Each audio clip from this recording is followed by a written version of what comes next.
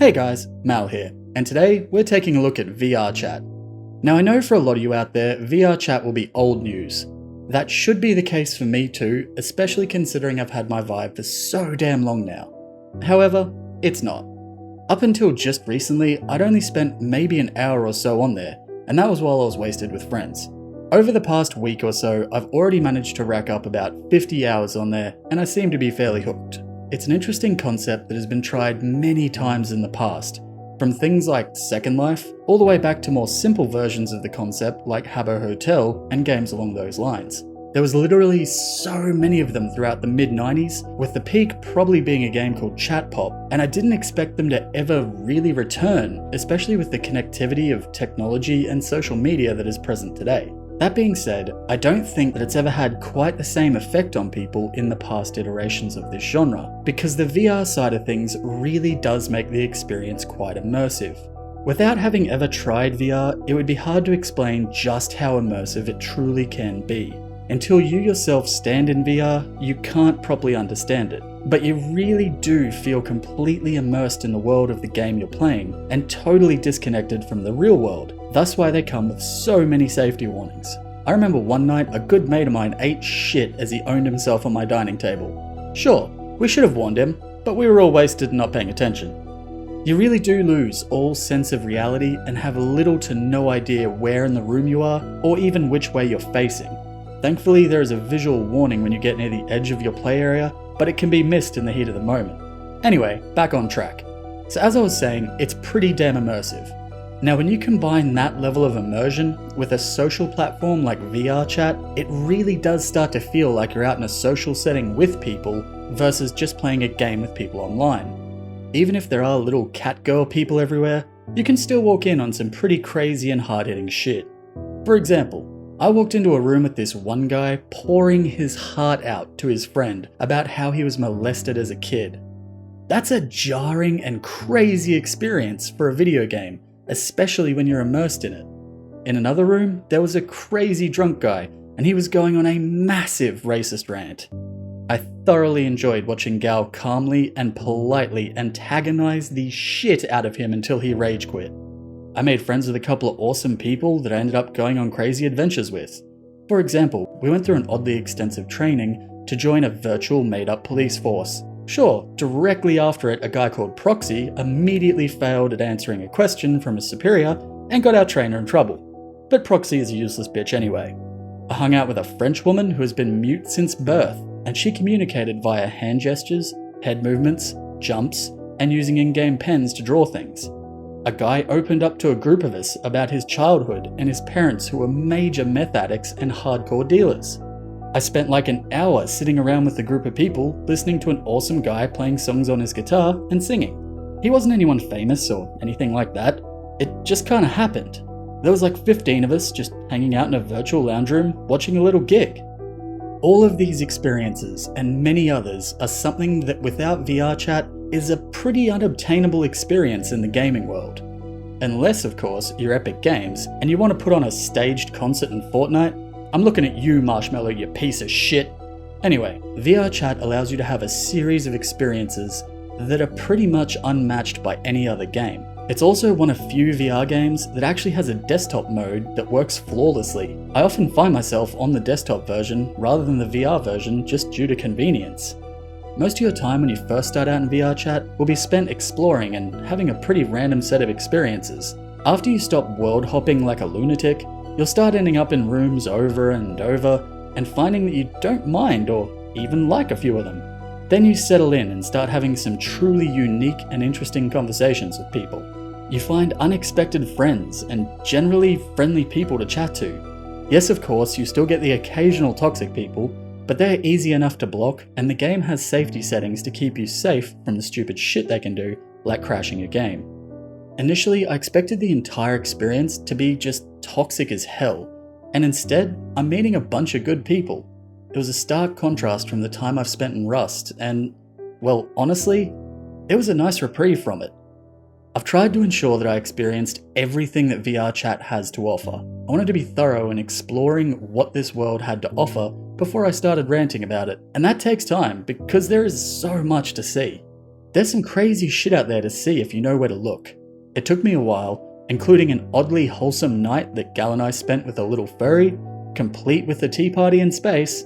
However, I managed to infiltrate the seedy underworld of VRChat. Now in saying that, some people have probably stopped and thought, wait, VRChat has a seedy underworld? You're goddamn right it does. After some research, chatting to a few people, and finally getting an invite to the right Discord, I was in. So there I stood, in the middle of a room with a bunch of people chatting and getting ready to have an ERP orgy. A lot of people would question their life and what they're doing with it at this point. Not me though. I was loving every second of it. I'm always intrigued by the weird shit that people are into, and this was no exception.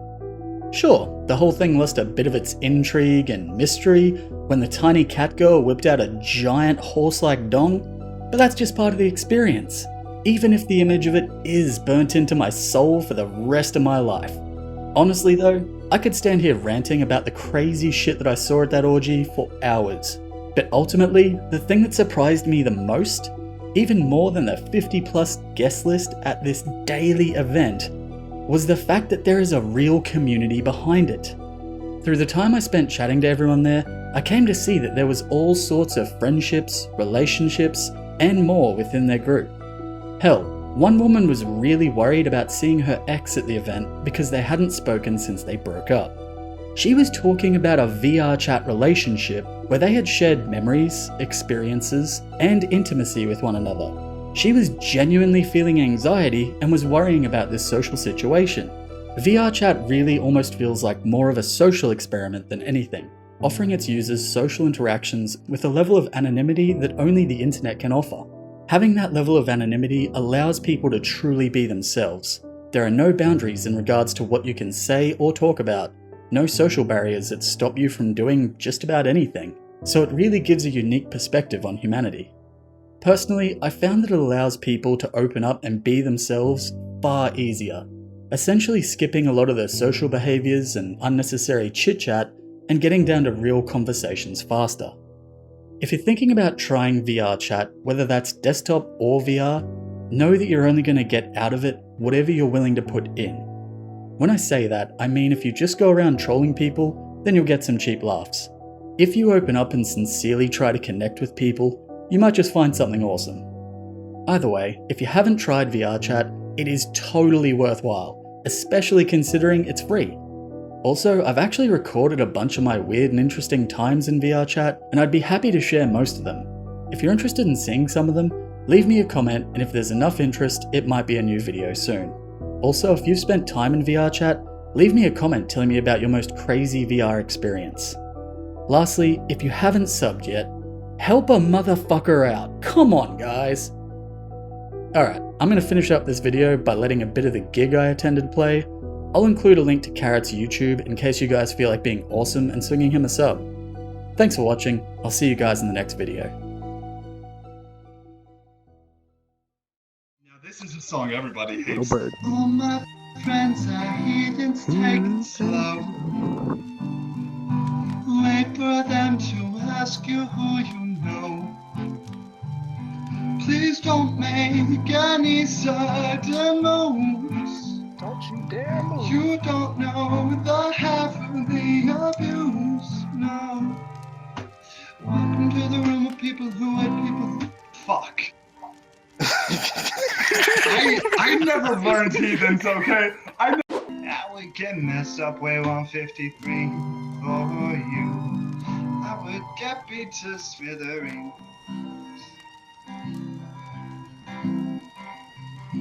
You know, I'll be in the corner taking notes. And you know, I got you 6 while you're working votes. But if I'm feeling some 7 thoughts you can't describe just what I'm feeling for you. I go to the show. I should probably introduce myself. You should have seen what I wore. I had a king in a party hat. I was the king of this hologram with no such thing as getting out of hand. Memories tend to just pop up. Drunk pre-meds and some rubber gloves. 5,000 people with designer drugs. Don't think I'll ever get enough. Champagne, Dude, where's your parents? gasoline. 2, 3, alright. It's a hell of a feeling though. It's a hell of a feeling though. Alright. It's a hell of a feeling though. It's a hell of a feeling though. What are these footprints? They don't look very human. Like we could try this. Now I wish I could find my clothes. Bed sheets in the morning row. I wanna wake up. No, we're not doing that. Can't even tell if this is a dream. Fuck that. How did we end up in the neighbor's room? Upside down with a perfect view. I'm a fucking bass inquire man. I can't do that shit. What about the speed of sound? Dancing feet dancing through this sound. Lost my mind in a wedding gown. Don't think I'll ever get it now. Champagne, cocaine, gasoline, and most things in between. I roam the city in a shopping cart, a bag of camels and a smoke alarm. This night is heating up, bring a smell and turn it up. Saying if you go out, you might pass it in a train back. Oh yeah, don't threaten me with a good time. I'm a skull and a gentleman, and I usually don't fall when I try to stand. I lost a bet to a guy in a chiffon skirt, but I make these high heels work. I told you time and time again, when I just think 'cause you're drunk I am. And we all fell down when the sun came up, and we've had enough. Alright, it's a hell of a feeling though. It's a hell of a feeling though. Alright, it's a hell of a feeling though. It's a hell of a feeling though. Champagne, cocaine, gasoline, and most things in between. From the city in a shopping cart, bag of camels and smoke alarm. This night is heating up, race up and turn it up. See if you go out, you might pass it in a drink by. Oh yeah, don't threaten me with a good time. One more time. Alright, it's a hell of a feeling though. It's a hell of a feeling though. Alright, it's a hell of a feeling though. It's a hell of a feeling though. Champagne, coke, gasoline, and most things in between. I roam the city in a shopping cart, bag of cones and smoke alarm. This night is heating up. Break down and turn it up. So you go out in my passage and by. Oh yeah, don't threaten me with a good time. There's like 5 seconds where my voice can go up an octave, and that's fucking it, man. That's fucking it.